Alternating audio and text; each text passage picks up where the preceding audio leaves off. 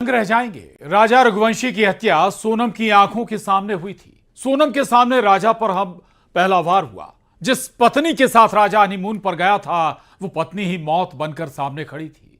आखिर कत्ल के वक्त क्यों चीखी थी सोनम? किस कातिल के हाथ कांपे थे? राजा का मोबाइल कहां है? सारे राज खुल गए आज।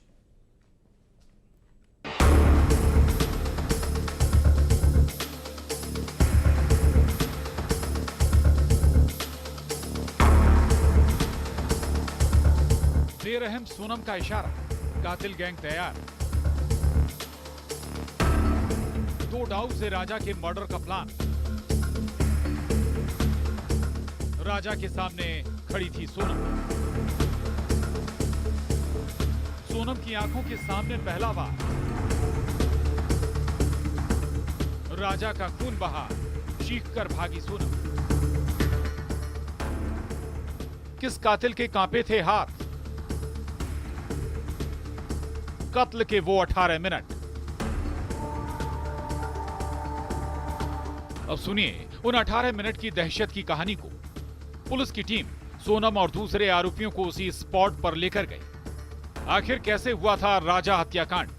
किस आरोपी की पोजीशन कैसे थी? तो आप जानकर दंग रह जाएंगे। सोनम राजा के सामने ही खड़ी थी। यह खुलासा एसपी शिलोंग ने किया है। राजा को सारे आरोपियों ने घेर लिया था। इधर सोनम का इशारा हुआ और विशाल ने डाउ से पहला वार किया, पूरी ताकत के साथ।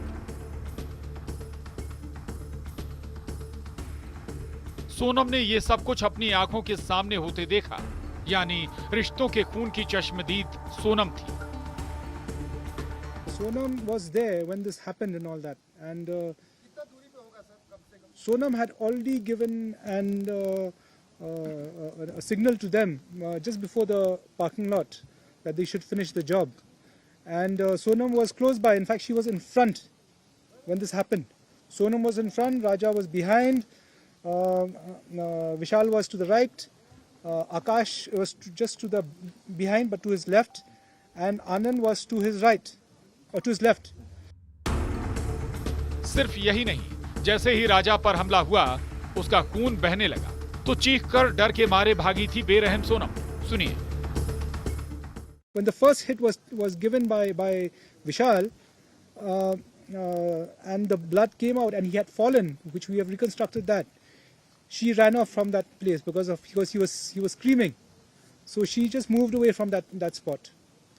And the body was thrown by the three of them. Two of them held from the hands and one person held from the legs. And he was thrown down.